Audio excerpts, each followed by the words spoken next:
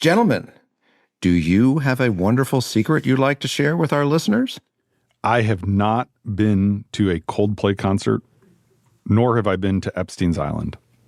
And he expects us to believe that, Jason.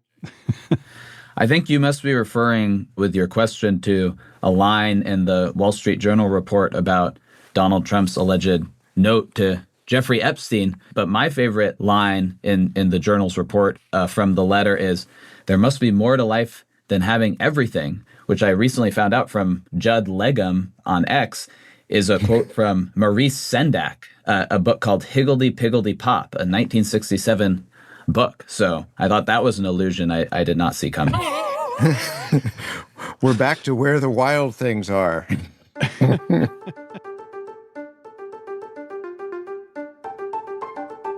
This is Impromptu from Washington Post Opinions, a show that brings you conversations about the news Donald Trump can't stop thinking about, because this week we're talking about the drama surrounding his relationship with Jeffrey Epstein. I'm Dana Milbank. The story blew up when the Trump administration retreated from the president's promise to release the so-called Epstein files, documents from the investigation into the disgraced financier who was arrested in 2019 for sex trafficking of minors and soon after died in jail. President Trump, after breaking his campaign vow, now claims the whole affair is a Democratic hoax. But this has caused a rare rift with his MAGA base, which has not been so quick to abandon the Epstein conspiracy theories that Trump himself stoked. What will it take for Trump to put an end to this? I'm joined by two of my esteemed colleagues who have never been to Epstein Island. I'm Jason Willick. I'm a columnist at the Washington Post. I'm James Hohmann. I'm a member of the editorial board. All right. So over the past few weeks, the Epstein story has been a major distraction for the Trump administration. Jason, can you give a quick summary of the case? What is fact and what is conspiracy? I'll give a brief summary, which is that Jeffrey Epstein, a wealthy financier, pled guilty to soliciting a minor for prostitution.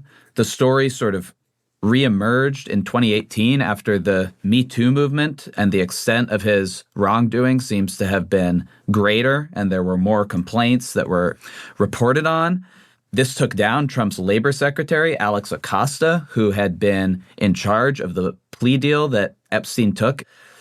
After this, he was then arrested as a result of the new reporting again in 2019, taken to jail in New York, apparently killed himself in jail, even though he was supposed to be being supervised. So the whole thing led to a lot of theories. You can call them conspiracy theories, a lot of speculation about his connection. I would say that the right sort of turned it into a form of previous conspiracy theories like Pizzagate and QAnon, sort of around pedophilia and abuse of children, and that Jeffrey Epstein was blackmailing people to get his way around the world. So you have clear crimes by Epstein. You also have some conspiracy theories. You also have some exaggerations. Where to draw the line is very much a matter of your own judgment. And so then the way that this story blows up again is Trump promises on the campaign trail in 2024, he's going to release all of the Epstein files. This is a big cause celeb among MAGA conservative commentators.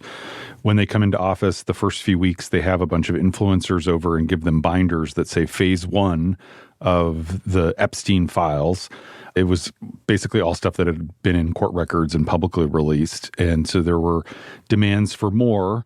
Pam Bondi, the attorney general, initially basically blamed the FBI for not turning enough information over.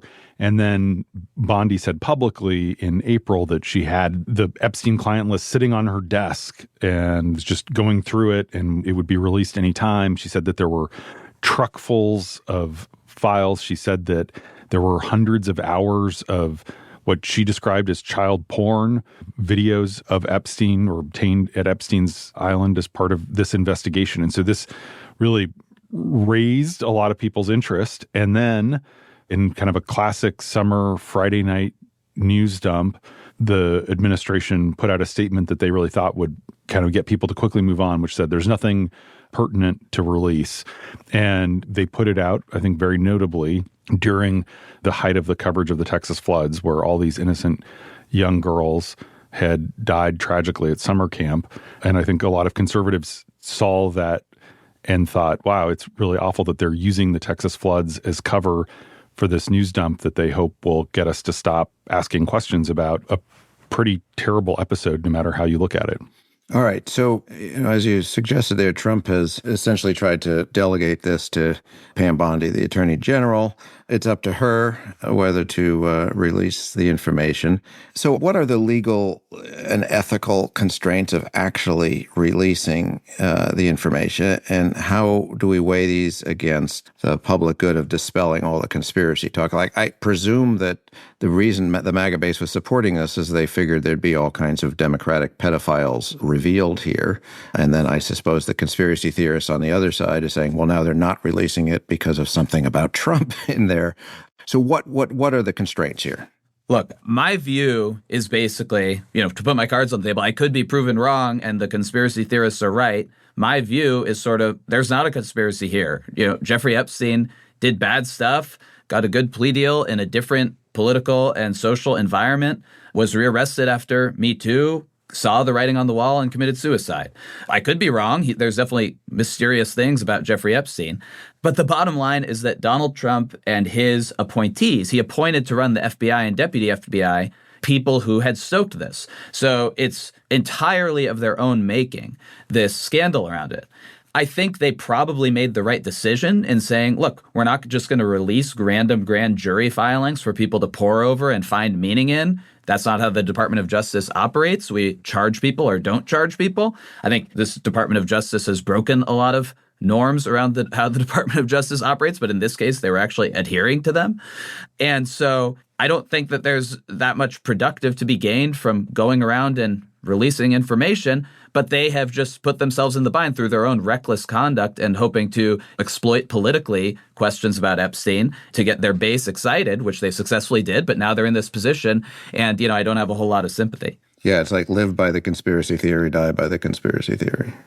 And, Donald Trump's position, which he has stated a couple times now on Truth Social, is if there was anything really damning about him in these files, the Biden people would have put it out. They obviously were willing to charge him with other crimes, and it is against Justice Department policy to release info about an uncharged individual. So I think that there would be valid reasons that, to protect victims.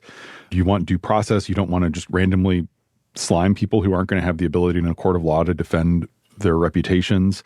But again, this is a dog that caught the car sort of moment. Mm-hmm. We ran an editorial in Sunday's newspaper that also sort of looked at this in the context of really decades of the government basically lying to the American people, that there is this lack of trust. Fewer than 30% of Americans at any time since 2007 have trusted the government, even most of the time, mm-hmm. to do the right thing or to tell the truth. And that's a consequence of Iraq, the financial crisis, a lot else. Some of it is Trump attacking these institutions. Mm-hmm. But even just the week before last, the same time the Epstein stuff was getting released, something that sort of passed with very little attention sort of over July 4th was thousands of pages of new files about the Kennedy assassination. And they're actually pretty striking. There's new information that does show that the CIA repeatedly, not once, but in like 4 different investigations, lied about what they knew about Lee Harvey Oswald ahead of the Kennedy assassination. And so you read all these files that are coming out, and it is like, whatever you think of Donald Trump, our government has lied to us quite a lot over the last half century about things big and small.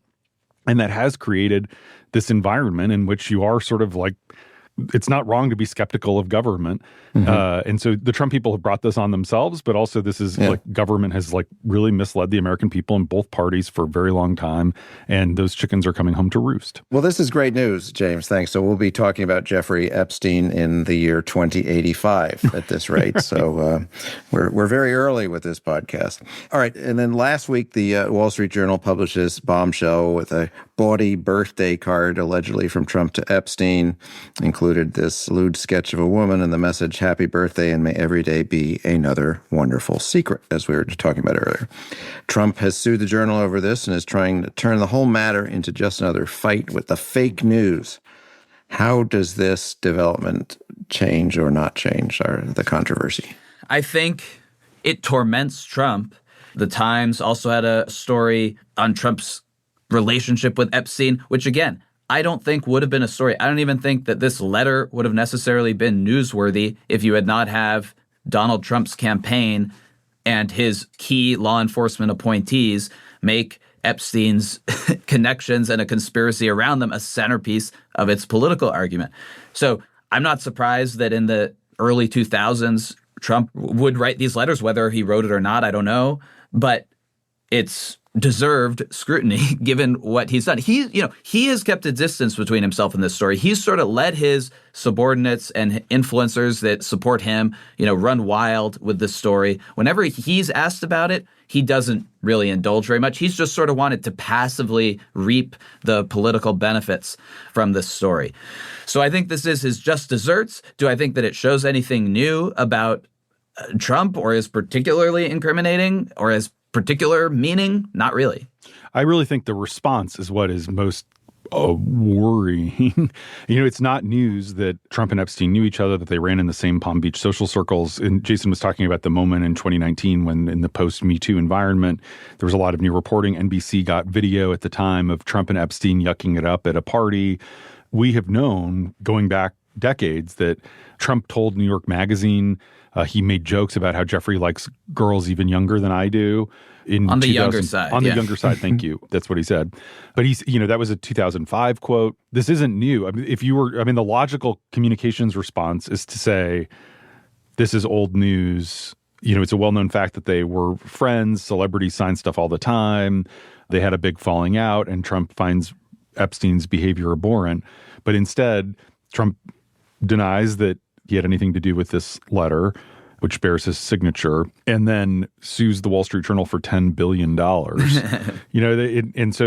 He's drawn more attention to it than sort of just dismissing it as a non-story. And I would add, and the classic thing is it's not the crime, it's the cover-up. I would be surprised if there's some really bad stuff about Trump in the Epstein files, but I would be less surprised if he wanted them to come out because there's stuff like this that is not good for him and sort of it leads to speculation and all the rest of it. I do think, though, it gives ammunition to the argument that Trump is reluctant to release, a sort of shotgun of all the files the government has about Epstein because some of them might be uncomfortable because he was Epstein's friend for a period of time. All right, we're going to have more on Trump's efforts to get this story behind him after a quick break.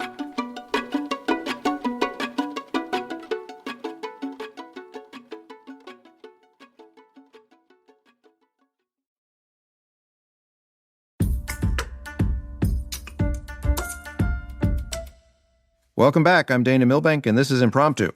Given that Trump clearly had a friendship with Epstein, he must have known that the case would eventually blow back on him in some way, and yet he hired the conspiracy-minded people such as Dan Bongino and Kash Patel to the DOJ and the FBI with a remit to get to the bottom of things.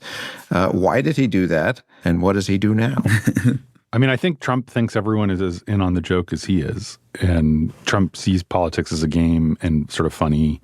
And I think Dan Bongino is a true believer. Honest to goodness, is believes this stuff and wouldn't just sort of be told to stand down the way that so many other Trump appointees have. And he was the first one to go on X and say, hey, nothing to see here, guys. And then he got torched. Yeah, and I think Trump sort of sees subordinates as sort of useful to him. So they were useful to him when they were generating passion around this story and it was channeled into pro-Trump energy. That's useful. And then he probably figured I can tell them to shut up when it stops being useful. Mm-hmm. And I think that's what he's now trying to do. And frankly, he's probably going to successfully do it. It probably went a little bit too far for what he would have liked. But I do think he's eventually going to order his base to move on. And where else are they going to go? And we're seeing evidence of this happening this week. So look at Speaker Mike Johnson. Last week, he gives an interview to Benny Johnson, a conservative podcaster, and says, I want everything out, all the files, which would be more than just the grand jury testimony. That would be like everything that the FBI gathered. There was a Rules Committee vote in the House last week to allow a vote this week to ripen on a resolution that would basically demand that the government release all its materials. And then Johnson announced on Monday that he isn't going to bring it up for a vote before they leave for a 6-week recess tomorrow. So there's not going to be this vote. And Johnson has said, I trust the administration and they're releasing everything that they can. And so you already are seeing people sort of get back on side. Yeah, this sort of reminds me that fake news was something that the mainstream media used to criticize Trump. They said he's spreading fake news, or Russians are spreading fake news to support him. Trump turned it around on his adversaries, said, you are the fake news. The Epstein story sort of began to some degree as the headline of the Miami Herald's sort of initial pieces bringing this back up in 2018, where, Trump's labor secretary gave a sweetheart deal, as they put it. Trump knew this guy, et cetera.